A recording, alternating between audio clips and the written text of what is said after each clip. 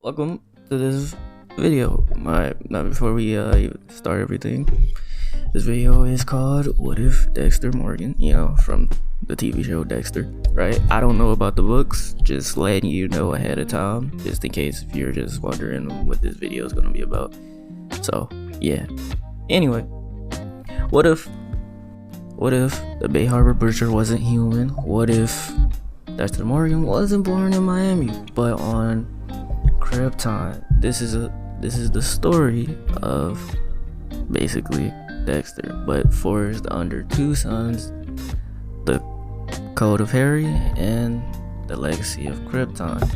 Now, if you're a DC fan or just know DC comics just a little bit, you know Kryptonians are like overpowered. So to make Dexter not overpowered, what I did was basically not make his powers manifest until, well, you're gonna see in the story.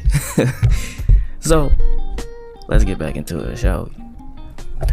On Krypton, as the planet began to almost blow up, basically, like very early, to the point of where Harry got concerned and was like, you know what, let me just teach him the Code of Harry. So this is when the Code of Harry shows up. It was really Harry who paved the road to my salvation. His lessons have never failed me. Afraid your urge to kill is only going to get stronger. I don't know what made me the way I am, but whatever it was left a hollow place inside. Without the Code of Harry, I'm sure I would have committed a senseless murder in my youth, just to watch the blood flow. Harry was a great cop here in Miami. He taught me how to think like one, taught me how to cover my tracks. I search for the ones who think they beat the system. They're not hard to find. Harry taught me that death isn't the end. It's the beginning of a chain reaction that will catch you if you're not careful. He taught me that none of us are who we appear to be on the outside, but we must maintain appearances to survive. Bro, he's basically the Bay Harbor Butcher, bro. I don't know how else to say it, bro. But eventually, because the cops in Miami can't figure out who the Bay Harbor Butcher is, they keep getting close, but they never fully find out that it's Dexter. And the only one that like very much so like thinks it's Dexter is Dokes. And so this is where Batman comes into play. Batman, he's basically looking over his monitor, looking at Gotham. Basically, Gotham is kind of secure. Not really, because, he doesn't murder like criminals like Joker. So Joker keeps breaking out. So he puts Joker away. And then he's still got the Bat family helping him, right? So he looks up at his Bat computer. And as he looks up there, he sees that, bro, there's a new serial killer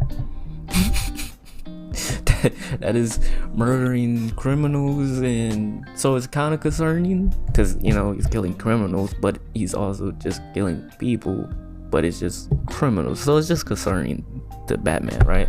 So Batman starts looking into it. He goes traveling in Miami, see who's this Bay Harbor Butcher, right? So he basically tells the Bat family take over as he travels to Miami. Now, when he comes to Miami, he's not going there straight up as Batman. Like, no, he gotta wear his disguise, Bruce Wayne, right?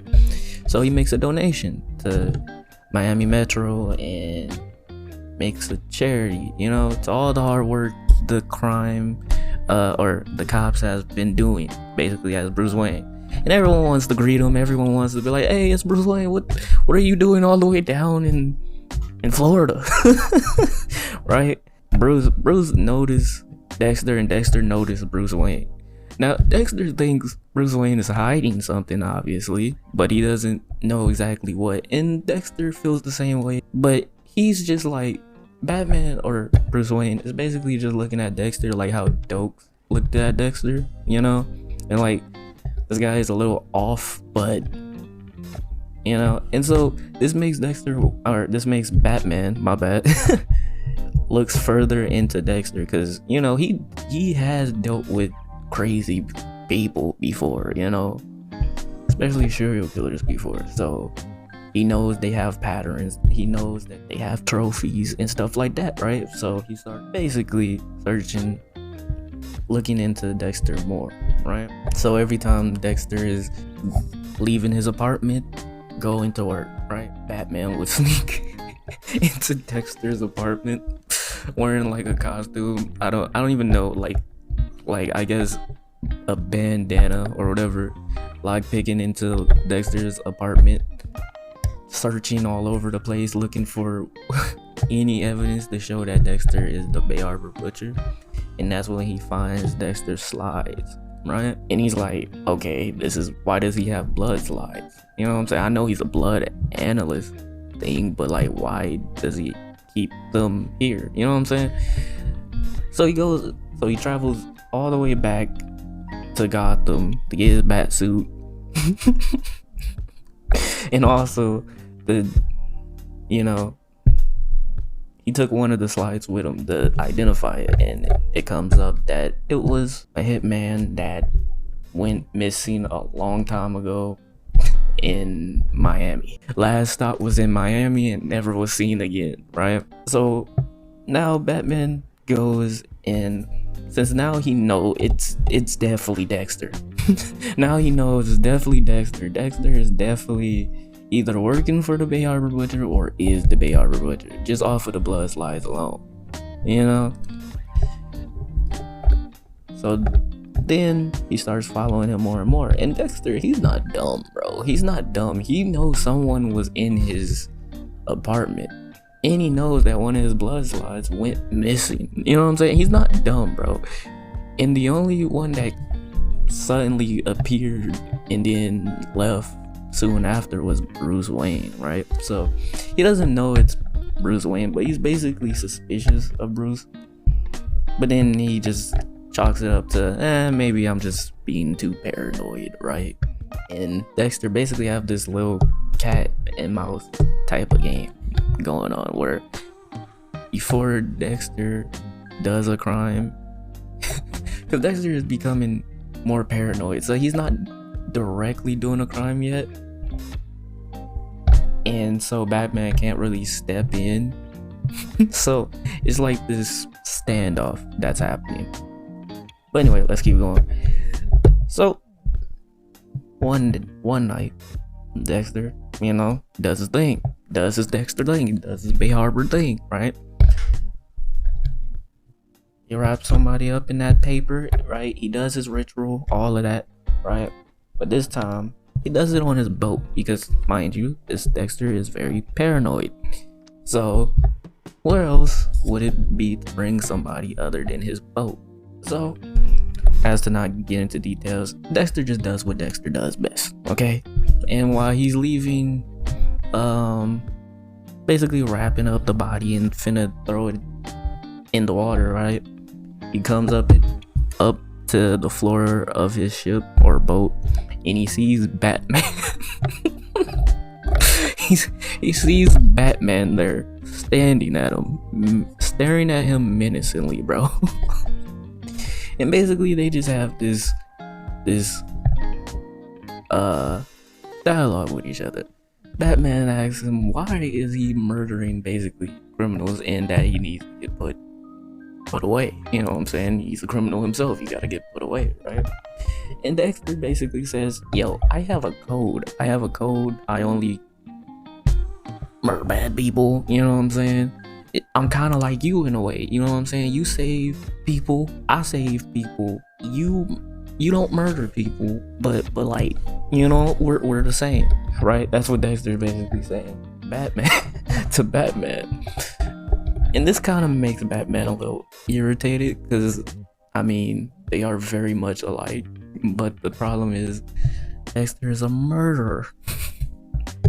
So without further ado, Batman gives him a warning, because, well, the criminal's already dead. What is he gonna do? Beat up Dexter? And then what? He's technically a criminal as well. right? So he lets Dexter slide this time, right? Just this time. But then one night Dexter does this again. But this time Batman is there to stop Dexter. Okay, like he's actually there. Before Dexter can finish his ritual, Batman is there, right? So now Batman, to get there, you know how Batman does. Criminals turn off the lights and appear in the dark, trying to terrify you, So this is basically the time where everything changes in Dexter. You know what I'm saying? Not just physically change. This is when his Kryptonian powers start to actually emerge. You know what I'm saying? So by now, Dexter should be in his 30s or something like that. So after decades under Earth's yellow sun, unlike usual Kryptonians by then would have powers, he just now starting to awaken his powers. Earlier that morning, his eyes was red. He thought he was hallucinating from just not getting that much sleep after being so paranoid because the Batman, right? So he just didn't think too much about it, right? He didn't think too much about it, and his urges did not go away. By the way, just wanna throw that out. So anywho, back to present time now, or back to that night. Dexter now sees Batman. Batman yaps to him about justice and stuff like that, and how he's about to turn him in, and it's no more killing, and he especially stopped him from murdering the killer, right? Murdering this other killer, right? So Batman basically, put handcuffs on. Bat shaped handcuffs on Dexter. You know what I'm saying? Batman thinks Dexter is a regular person at this point too, by the way. So he didn't bring kryptonite with him. You know what I'm saying? He didn't think of, let me just bring kryptonite just in case. Not this night. Okay. So as Batman is basically mocking Dexter's whole code of Harry and stuff like that, Dexter starts getting mad. Not only is he low-key panicking because he couldn't finish his ritual, which makes his urge stay under control, he also have this new power that he doesn't know how to control yet. He doesn't know what he is. Most of the time he grew up like a regular person, right? Well, I guess Dexter regular type person, right? So when his powers awaken this time because of his anger, he snaps the handcuffs off of him, and terrified but also mad at Batman, he does not shoot laser vision at Batman. He looks at the criminal on the table, and the laser just comes out of his eyes, bro, right? It just beams him, bro. It just beams the killer that's on the table. And after he was done beaming him, he basically terrified, runs, crashes through the room, basically breaks the wall.